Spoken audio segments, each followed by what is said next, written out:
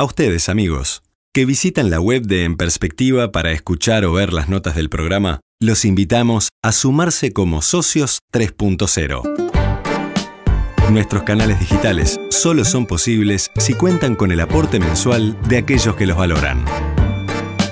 ¿Cómo inscribirse? Más información en www.enperspectiva.net/socios. Abrimos, señoras y señores, la mesa de En Perspectiva en este jueves 7 de febrero de 2019 con Esteban Valenti. Buen día. Buenos días, muy buenos días. Carlos Ramela. Buen día. Edgardo Rubianes. Buen día. Óscar Sarlo. ¿Qué tal? Vamos a charlar de un par de temas. Gracias. Hoy a las 11:30 tendrá lugar en Torre Ejecutiva la primera reunión del Grupo Internacional de Contacto sobre Venezuela, de la que van a participar la Unión Europea como bloque, varios de sus países, Francia, Alemania, Italia, Países Bajos, Portugal, España, Suecia y Reino Unido, más países latinoamericanos, Bolivia, Costa Rica, Ecuador, México y Uruguay. México y Uruguay, junto con la Comunidad del Caribe, van a llevar a ese ámbito una propuesta denominada Mecanismo Montevideo, que fue presentada ayer por el canciller Rodolfo Nin Noboa y su par mexicano Marcelo Ebrard. Esa iniciativa busca acercar a las partes en conflicto en Venezuela para que entre ellos negocien una salida a la crisis. Nin Noboa enfatizó que la propuesta se hace sin exigir condiciones a ninguna de las partes. Nosotros vamos al diálogo sin condiciones. Júntense, hablen, acuerden, arreglen. Después si hay plebiscito, referéndum, elecciones, liberación de presos, eso son cosas que acordarán entre ellos. No es posible imponer desde afuera condiciones en un país que tiene las dificultades que tiene como Venezuela. La Unión Europea, por su lado, llevará otra propuesta denominada Términos de Referencia.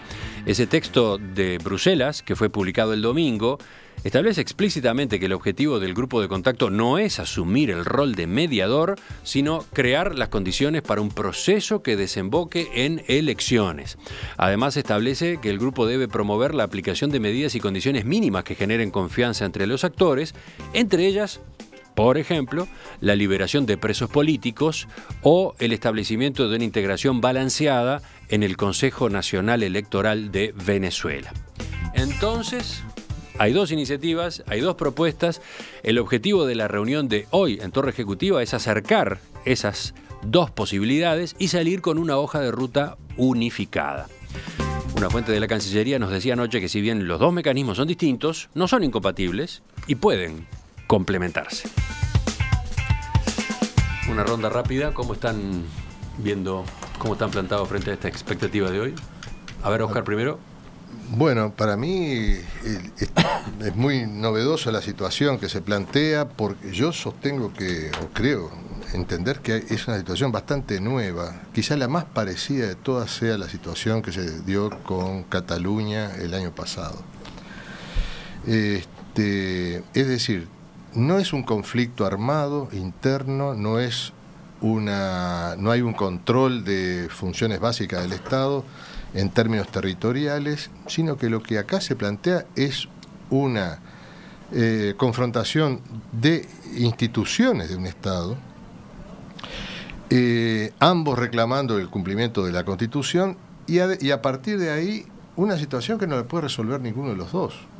Porque con todo este torbellino de noticias, nos olvidamos que o dejamos de ver la debilidad que muestra el gobierno de Maduro, que no puede liquidar jurídicamente la situación. Por ejemplo, denunciando a través de la Fiscalía a los usurpadores del poder, alguien que se proclama. Imagínense que alguien aquí se proclamara presidente en lugar de Tabaré Vázquez y reclamara gobernar desde el Parlamento. Sería un escándalo que no puede durar 2 minutos. Sin embargo, esto se viene prolongando. Quiere decir que es una situación inmanejable. En buena medida eso se da por el apoyo que recibió Guaidó, ¿no? Por el apoyo internacional que recibió Guaidó. Seguramente, ¿no? Y porque los que lo apoyan al mismo Maduro le habrán dicho: te acompañamos mientras no tengas que ir más allá de este punto. Entonces, esto genera, por los que están atrás, hay muchos actores que están atrás, están entre bambalinas acá,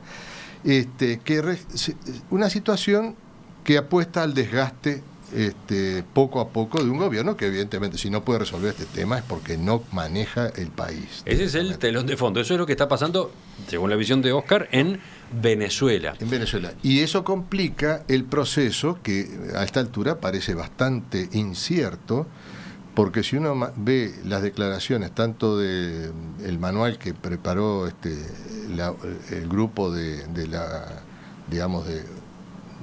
HIP, el grupo internacional de contacto y el mecanismo de Montevideo, son totalmente distintos. Son totalmente distintos. Entonces, ahora se va a iniciar una negociación. Es muy curioso lo que ocurre, ¿no? Son los dos distintos. O sea, en el fondo lo que se busca es que dentro de Venezuela haya negociación. Pero ahora lo que va a haber es una negociación externa, una negociación entre actores externos sobre cómo encarar una facilitación de esa otra negociación. Claro, ¿no? Lo de la Unión Europea es una propuesta muy distinta porque apunta a crear un diálogo entre los que están interesados y una parte de los que están interesados en Venezuela, ¿no? Carlos. Bueno, esto me parece que es curioso, pero además es medio extraño, medio como, diría, no sé si poco constructivo sería la expresión, ¿no? No quiero con esto que me etiquete el amigo Edgardo, como dijo el otro día, que el que no está a favor de esto es un opositor, que quiere que al gobierno le vaya mal y toda esa historia, ¿no? Pero tengamos en cuenta esto. Uruguay salió en punta con una propuesta de neutralidad y negociación sin condiciones. Consiguió a México, consiguió a algún país del Caribe más de poca representación y ahí quedó. Después, en paralelo, surge este contacto con la Unión Europea y empieza esto que se concreta también hoy, el mismo día, con una hora de diferencia empiezan las reuniones, con otro contenido totalmente distinto, porque acá no hay neutralidad, acá no hay apuesta al diálogo en Venezuela, sino afuera, y además hay una serie de condiciones expresas para poder entender que uno se puede sentar en la mesa.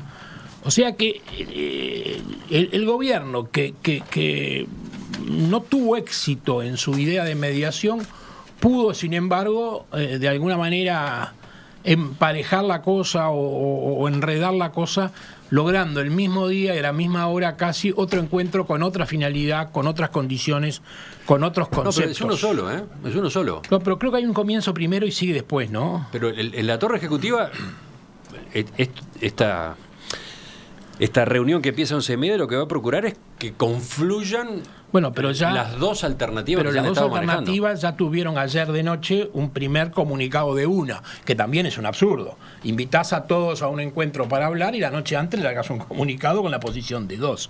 Esto claramente es un manejo diplomático uruguayo para no quedar totalmente desairado y ver qué sale. Y seguramente saldrá algo parecido a lo que quiere la Unión Europea, que es lo único que de alguna manera se puede entender que la mayoría de los países van a aceptar. Ahora, yo sigo entendiendo, el diálogo siempre es un valor supremo a defender, pero basta leer a Guaidó hoy en El País, donde dice claramente que diálogos han sido infinitos, que tuvieron hace muy poco uno que convocó un país centroamericano, que Maduro no le dio bolilla a ninguna cosa, que se retrocedió, que no hubo avances. O sea, parece claro que la instancia de ese diálogo medio angelical, neutral que quiere Uruguay, está totalmente superado. Además es muy difícil ser neutral con un régimen que tiene 9.000 muertos políticos en los últimos 3 años. ¿Dónde? 9.000. Está ahí en el diario de hoy. El otro día me lo desmentiste y te lo dije de vuelta para que metieras la pata en el lazo. Está en el diario de hoy. ¿Y quién lo dice? ¿Quién lo dice? Este señor lo dice. ¿Quién? ¿Guaidó? No, y además lo dice el diario en su comentario. 9.000 muertos. Que lo diga el país no me Bueno, a vos no te sirve el país, a mí no me sirve vos de opinión. Bueno, yo me refiero a la prensa. 9.000 muertos políticos en los últimos 4 años. A ver, vamos por partes, un segundo. En la entrevista que publica hoy el diario El País con Juan Guaidó, en una de sus respuestas dice: entre 2015 y 2017 se sustanciaron en más de 9.200 el número de ejecuciones extrajudiciales por parte de la maquinaria represiva, más de 3 veces el número de desaparecidos en Chile durante la dictadura militar de Pinochet. En esa entrevista, la primera pregunta que le hace Juan Pablo Correa es: Uruguay, México y el CARICOM insistieron en Montevideo en pedir un diálogo inmediato sin condiciones. ¿Participaría de ese diálogo usted? Recuerden que Maduro le dio la bienvenida ayer, ¿no? La respuesta de Guaidó es: nuestra decisión es no participar en esa iniciativa. La razón es la siguiente: las fuerzas democráticas venezolanas ya hemos participado en esfuerzos de diálogo, negociación y acuerdo en varias oportunidades con el régimen de Nicolás Maduro. Lo hemos hecho dentro y fuera de Venezuela, de manera privada y también públicamente, solos y con acompañamiento internacional. Bueno, y da todo el detalle, dice, no podemos prestarnos a una nueva maniobra de ese estilo, ¿no? Lamentablemente el país sigue siendo desacreditado por Edgardo, que no cree en lo que publica. Ahora, como la República está por cerrar, nos quedamos sin vocero de Edgardo. Pero esto es lo que dice el señor esto es lo que dice el país, lo que dice el observador. O sea, tenemos 9.000. Sí, no, que es uno cualquiera, como dijeron el otro día, que iba por la calle. Que no son 9.000. Sí, son una cantidad. Hay una cantidad. Te digo, acá quieren discutir la manteca. Es una cosa imposible. Bueno, 9.200 muertos. Pero vamos a escuchar a Edgardo ahora. Para que no terminé, me interrumpió él para hacer su dicho, vos para leer el diario. No, pero para Carlos. Tú dejaste una pelota picando para discutir con Edgardo y se dio la discusión. Es decir, le tiraste ese cabo y se dio la discusión. Ahora, a ver, Edgardo y después Esteban y volvemos. Seguimos. No, Para entrar en el tema hay que buscar muchas fuentes, porque hay un juego psicopolítico tremendo de los medios de comunicación de todo tipo en una dirección u otra. Yo trato de leer por internet, de leer los distintos medios de comunicación y tratar de buscar la información de alguna manera lo más objetiva posible o de distintas campanas. Obviamente que voy a escuchar Telesur y me escuché el discurso que habla sobre Uruguay de ayer, Maduro en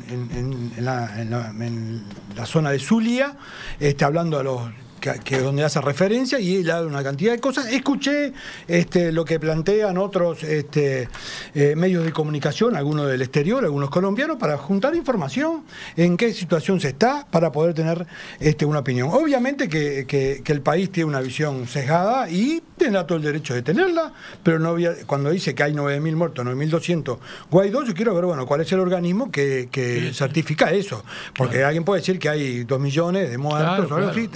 Entonces, Guaidó es un tipo que tira cifras al bandera. No, Guaidó es un amigo tuyo hace 50 años, lo conocés, muy honesto. No, lo conocía vos. Entonces no lo conocía. Bueno, a mí me interrumpieron. Salió a fin de diciembre, enero, apareció como una figura que nadie la conocía. Sí, iba caminando por la calle y dijo: quiero ser presidente. Iba caminando, y en torno al autoproclamado, que el otro día hiciste un comentario, de decir, la madre de Guaidó, que hay que leer las declaraciones. La madre de Guaidó, que estaba parada al lado de él cuando hizo eso, dijo: no sabía que mi hijo se iba a autoproclamar presidente. Lee el reportaje que está en YouTube. ¿Qué tiene que ver eso? Entonces, no está designado. ¿Qué tiene que ver? Porque, señores, ¿cómo que no tiene? Tiene que ver. La verdad, discúlpenme ambos dos. Si la discusión va a ir por ese lado, al oyente no le aportamos nada, absolutamente nada. Estamos discutiendo estas instancias de negociaciones que van a producirse hoy acá en Montevideo. Vamos a dejar la discusión chiquita, el debatecito del tucu, por favor. Yo lo que digo es: Guaidó se autoproclamó, siendo presidente de la Asamblea Nacional, se autoproclamó presidente encargado de Venezuela. Apoyado en sectores, a pesar que Capriles señaló que la mayoría de los opositores no estaban de acuerdo con esa vía, autoproclamándose en un acto el día 23 de enero. Y tiene todo un elemento de apoyo interno y elementos de apoyo internacional. Maduro tiene una historia de desarrollo institucional, fue votado por 6 millones de habitantes venezolanos, hay 3 que no lo votaron. Botinelli ha dicho que las elecciones en esa instancia, el mecanismo en esa instancia era limpio y que era incluso con más garantías que en Uruguay, lo dijo Botinelli el año pasado, están las declaraciones. Lo que es cierto, lo que es cierto es que esas elecciones hubo proscritos y hubo sectores de la oposición que decidieron no participar. Hubo elecciones de gobernador donde también participó la oposición y algunos gobernadores en algunas gobernaciones fueron electos por la oposición. Entre ellos la de Táchira, que está al lado de Cúcuta. O sea, en ese puente que ahora está trancado, de un lado la gobernación de Venezuela, el gobernador es una gobernadora opositora de la Acción Democrática. O sea, que hay una gobernadora opositora o sea, que la oposición tiene presencia también en otros lados. ¿Podemos volver al tema Perfecto. que propusimos para Sí, la discusión el tema, de hoy? El tema que en ese marco donde hay un proceso acelerado de amenaza militar, porque la ayuda humanitaria que supuestamente va a entrar con soldados exiliados venezolanos, es lo que dicen los medios de prensa, y eso va a ocurrir el fin de semana, ocurriría el fin de semana, y Guaidó y Maduro plantea que no va a aceptar esa limosna. Estamos ante una situación en los próximos horas o días muy críticas del punto de vista de que efectivamente haya un elemento bélico que agudice toda la situación. En ese marco, el evento de hoy son alternativas para buscar una salida. Hay una visión. Bueno, ya está. Ahora sí, ya Bueno, está. Es suficientemente larga la intervención. Vamos, Esteban. Bueno, a mí me preocupa. El evento de hoy es un guiso de pollo sin pollo. Es decir, faltan los tres actores fundamentales no están. Primero no está el dictador, no está. Yo lo considero un dictador, más allá de los datos que tú das, absolutamente un dictador de todo punto de vista. Además, un dictador profundamente fracasado que ha llevado a Venezuela a una situación absolutamente terrible. No me importa si son 9.000 o 5.000 los muertos. Sé que hay 42 muertos reconocidos en los últimos 5 días. Es cierto. Pero no solamente eso, es decir, la lista es interminable. No está Guaidó y la oposición, no es solo Guaidó, no viene nadie de la oposición. Y hay un tercer elemento que no está porque no puede estar, porque no tiene forma de estar, que es mi principal preocupación, que es el pueblo venezolano, que es 28 millones de venezolanos que están sufriendo desde el punto de vista de la represión, desde el punto de vista de la comida, desde el punto de vista de la salud, desde el punto de vista de todo, absolutamente de todo, un fracaso estrepitoso y terrible. ¿Qué puede pasar con dos posiciones de ese tipo? El problema es quién va a tomar la defensa de la posición de Maduro, porque Maduro dijo que él estaba dispuesto a negociar. ¿Por qué? Y porque hasta ahora las negociaciones... Maduro dijo que estaba dispuesto a negociar en las condiciones que proponen Uruguay y México. Claro, porque hasta ahora... No en las que, por otro lado, propone la Unión Europea. Perfecto, estoy totalmente... no le cuesta nada. ¿Cómo le va a costar si ya negoció 7, 8 veces? Eso nadie lo puede discutir. Claro. Que el Uruguay propuso negociar ya 7, 8 veces. Yo puedo traer las fechas. Y que además hicieron negociaciones externas, paralelas también. ¿A qué llegamos? Llegamos a la situación actual, que hay que comerse a Maduro por parte de los venezolanos durante 5 años más o 6 años más. Entonces, acá el problema es decir, nosotros abrimos otra puerta de diálogo. Si es eso lo que se pretende, yo estoy absolutamente convencido que esto va a ser un fracaso estrepitoso. Yo me juego mucho más de 5 pesos que lo que dice la embajadora de Canadá, de un gobierno progresista, el gobierno de Trudeau. $5. Sí, pero yo me juego 5 pesos o 50 millones de pesos. Que salga bien lo de acá enfrente. Ojalá se abriera un diálogo verdadero. O sea, tú no apostas nada por el éxito de la reunión de hoy. Yo creo que para que haya éxito, el problema es poner cuáles son las condiciones. Que se sienten en una mesa no es un éxito. El éxito es si va a haber elecciones. Yo no pongo en el medio a Guaidó, ni me importa discutir sobre él, si cuántos lo votaron, porque es agregarle otro elemento de distorsión a la situación. Yo lo que quiero es que haya elecciones con garantías internacionales, con un equilibrio de poderes que permite una campaña medianamente normal, que no se use el aparato. Y yo voy a agregar algunas cosas. La última. Acá lo que define todo, desgraciadamente, son las Fuerzas Armadas. Son las Fuerzas Armadas. Hablale al micrófono. Es decir, las Fuerzas Armadas sobre las que trabaja todo el mundo. Quiere decir, si en algún momento las Fuerzas Armadas le sacan el apoyo a Maduro, se cae Maduro, con todo lo que ello implica, que sería también un golpe de Estado. Pero es así. Entonces, el problema de todo esto es que además hay otro componente de gente que está metido las dos manos, que son los más grandes, que no están en el diálogo, que son también el pollo, que son Estados Unidos, que tiene la manija de la plata, completa, el petróleo, las 5.000 estaciones de Citgo, todo. La otra, los chinos, a los cuales le debe $42.000 millones, tienen que intervenir a todas las cuentas bancarias exteriores de Venezuela. los rusos, 15.100 millones de dólares, es el dueño del 49.3% de las acciones de la empresa venezolana en Estados Unidos. Estos se van a juntar en algún otro lugar también para negociar ello, porque vamos a entendernos claro, acá se está hablando de petróleo y de mucha plata. Ahora, yo creo, ojalá, ver todo lo que yo pueda aportar y hacer fuerza para que salga algo de esta reunión, que salga. Ahora, si lo que sale es otra vez que se junten, negocien y encuentren una solución sin ningún tipo de condiciones básicas, es un fracaso y es un fracaso muy grande de Uruguay y México. Intervenciones larguísimas de cada uno de los cuatro, ahora intervenciones brevísimas y cerramos el tema. A ver cómo hacemos. Es difícil, ¿no? El tema es muy complejo. Si hablamos de las expectativas, yo creo que son muy pocas, pero lo que se ve es que los dos grupos que se reúnen hoy en Montevideo están trabajando en dos perspectivas distintas. Totalmente aprobado. Uno, creo que México, Uruguay y los que han adherido a esta propuesta están preocupados por evitar una acción militar que parecería, o alguna acción violenta que parecería que es lo que puede estar a la vuelta de la esquina, porque son los más cercanos. La Unión Europea está mirando a largo plazo, es decir, como diciendo, mire, aunque haya lo que haya, hay que pensar en el futuro y en establecer un sistema sustentable de democracia, etcétera, etcétera. Eso de entrar a dialogar para tener una mirada común no es para hoy. Eso es imposible que sea una solución para el conflicto que hoy tiene. Y lo que hay que tener en cuenta, me parece, voy a hacer un argumento que puede sonar muy cínico, pero que es importante, la audiencia, no perder de vista para ubicarse en estos problemas. El mediador, de alguna manera, el que resuelve un conflicto de tal envergadura, es también quien tiene poder de llevarlo y condicionarlo.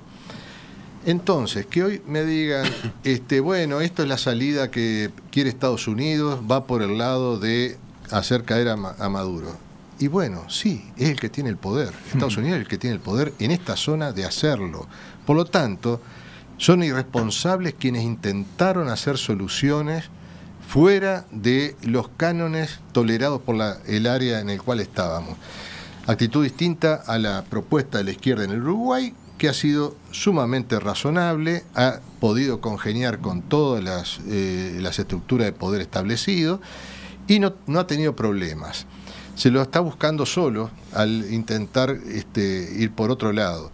Entonces, es como que alguien me diga, sí, perdimos la guerra porque no teníamos un ejército en condiciones. Señores, ir a un conflicto de esta envergadura sin tener el control sobre los medios, sin tener acceso a los medios, es una locura realmente. Entonces, esto suena más bien a una encerrona en el cual quedó un proyecto como el chavista que va a terminar como empezó, con un golpe de Estado. Chávez empezó con un intento de golpe de Estado y terminará desplazado por otro golpe de Estado seguramente. Bueno, una intervención más de cada uno, falta Carlos. Totalmente de acuerdo. Bueno, yo, para hacer una síntesis, no tengo muchas expectativas de resultados positivos de estos encuentros, de este encuentro ampliado de hoy. Creo que se da un absurdo de hacer coincidir en un mismo ámbito dos posiciones distintas, todavía con el agregado que Uruguay ayer sacó a relucir su posición con México previo a la reunión, como creando un marco de referencia. Creo que el camino de Uruguay del diálogo neutral fracasó y ahora se busca esto como algún tipo de salida. Si sale algo, bienvenido sea. Yo lo que creo es que la etapa del diálogo con Maduro está totalmente superada. Estamos hablando en ese caso, de entonces, ¿cuál sería la fórmula? ¿Cómo se solucionaría la crisis? Y exigir elecciones inmediatas, como quieren los países europeos, sin elección, sin liberar presos políticos, sin habilitar todos los partidos y sin elecciones inmediatas, no aceptan nada. Uruguay dice, no ponemos condiciones, vamos a conversar.